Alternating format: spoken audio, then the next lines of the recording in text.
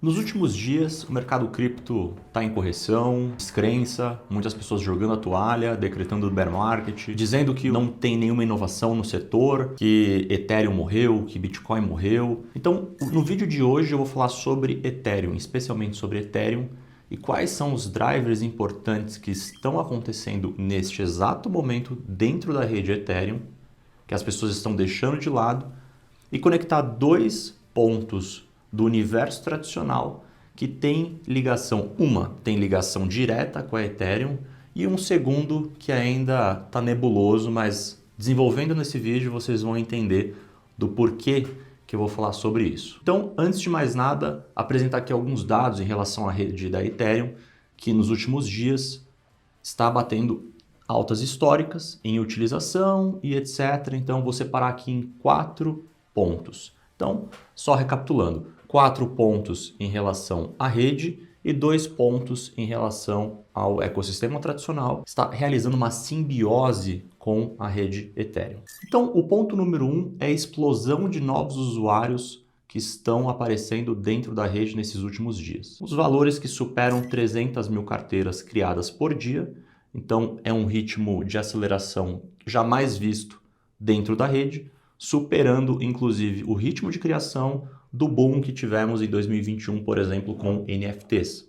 Para quem não sabe, né, aquela época onde vendia um macaco por valores exorbitantes, cartas, enfim, era uma euforia de mercado onde NFTs teve o foco e NFTs majoritariamente criados também dentro da rede Ethereum. O movimento hoje está silenciosamente criando novos endereços que superam aquele período de euforia. Então, demonstrando uma maior otimização, maior utilização da rede como um todo.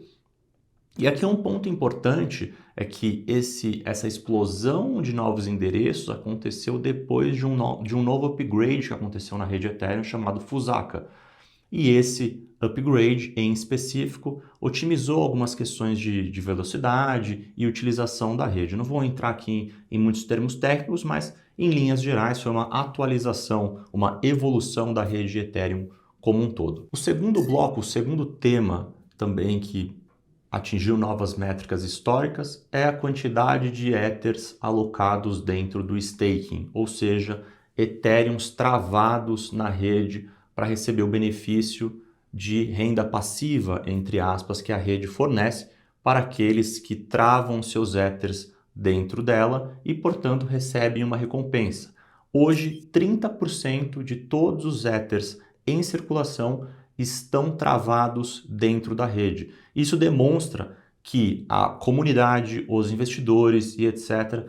confiam na rede, confiam que a estrutura de longo prazo, a saúde da rede, vale a pena deixar esse capital completamente congelado, recebendo esses rendimentos anuais oriundos da rede. E aqui um dado interessante ainda sobre staking, ainda sobre o bloco 2. O tempo de espera para adicionar Ethers na rede está de 45 dias, ou seja, se você quiser hoje colocar ali o Ether dentro da rede para você receber esses benefícios, esses rendimentos passivos, etc., você vai demorar 45 dias corridos a partir de hoje para conseguir entrar. E por que esse mecanismo acontece? Para justamente inibir que as pessoas entrem e saiam da rede e, portanto, tornar a rede frágil.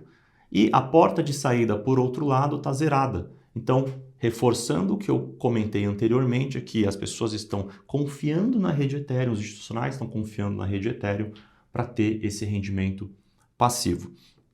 E aqui um dado já importante para vocês em relação a mercados tradicionais. A Morgan Stanley, ela emitiu um pedido de ETF de Ethereum com staking acoplado. Então, notem, um grande banco americano também entrando e permitindo que seus clientes tenham esse rendimento passivo que a rede Ethereum fornece. Então, esse é um dado também que as pessoas deixaram de lado, passou despercebido, mas que é um game changer de fato quando a gente fala de rede Ethereum. Afinal de contas, é a primeira rede descentralizada com um sistema de Proof of Stake, onde as pessoas recebem esses rendimentos passivos e não dependem, por exemplo, de um CFO ali validando, que não dependem de uma SEC investigando se aquela empresa é válida ou não.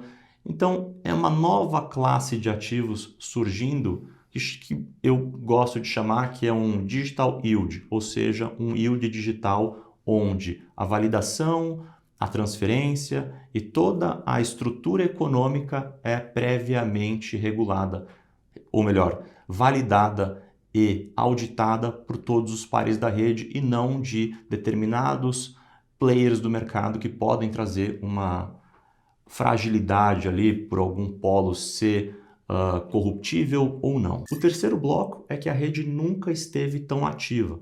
Vocês se lembram que eu comentei, né, em relação ao boom de NFT e etc? Então, hoje a atividade dentro da rede Ethereum também se encontra em altas históricas, ou seja, utilização em DeFi, utilização de smart contracts como geral, utilização de dApps em geral, utilização de transferência. Então, todo esse conglomerado de utilidades que estão dentro da rede Ethereum, que estão acopladas dentro da rede Ethereum, estão em alta histórica. Então, não é uma rede, um faroeste vazio, é uma rede que está amplamente sendo utilizada, porém, ainda não está tendo esse reflexo no preço. Então, esse vídeo é justamente para isso, mostrar para vocês aqui esses dados, que existe um gap onde o valor da rede não está acompanhando o preço de tela. E sabe qual que é o dado ainda mais poderoso em relação a essa utilização de rede?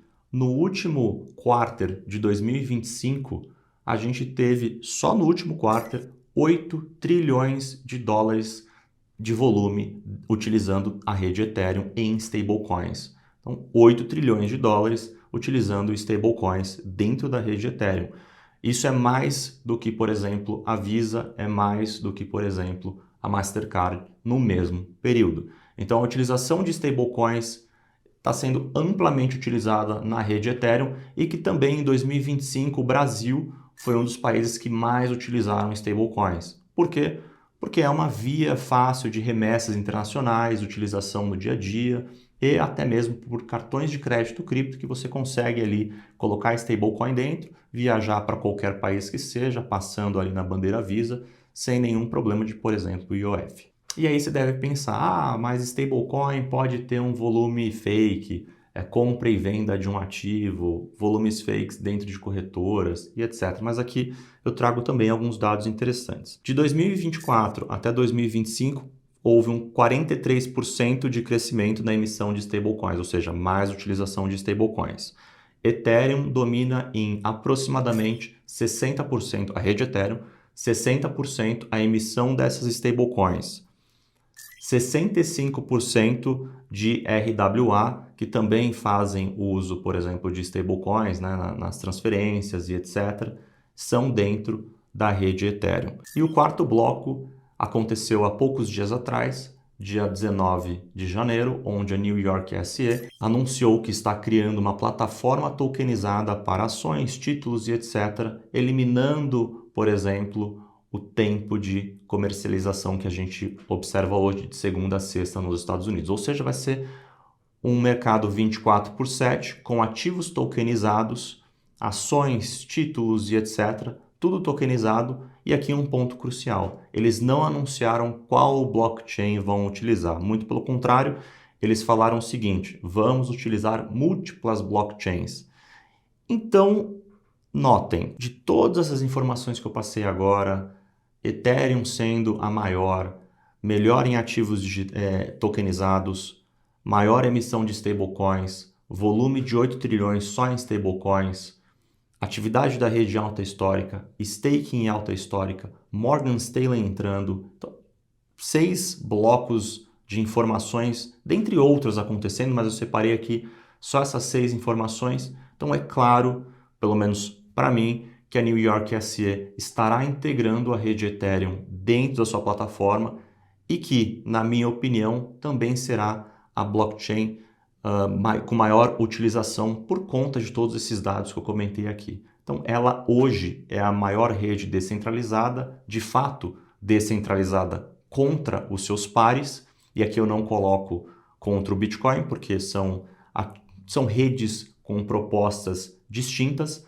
Então, dentro dessa proposta, a rede Ethereum é disparadamente a mais descentralizada e a mais testada, com volume, tempo e proteções, né, desses validadores mundo afora, e também uma plataforma neutra. O que eu quero dizer com isso? Que a New York SA está criando ou utilizará uma blockchain que não é pró-Estados Unidos, não é pró-Rússia, não é pró-China, não é pró-ninguém. Ela é uma rede aberta onde possuem características que qualquer par do mundo inteiro consegue utilizar, consegue criar e consegue criar plataformas como a New York SA provavelmente criará e integrará com a rede Ethereum. Então, no vídeo de hoje, eu só quis trazer esses dados que são conhecimentos de base, para fugir um pouco desse ruído de preço, de Ethereum caiu 10%, 5%, Bitcoin vai morrer, Ethereum vai morrer, para trazer para vocês que a nova infraestrutura do mercado financeiro tradicional está sendo criada e que o mercado cripto ele é um alicerce disso.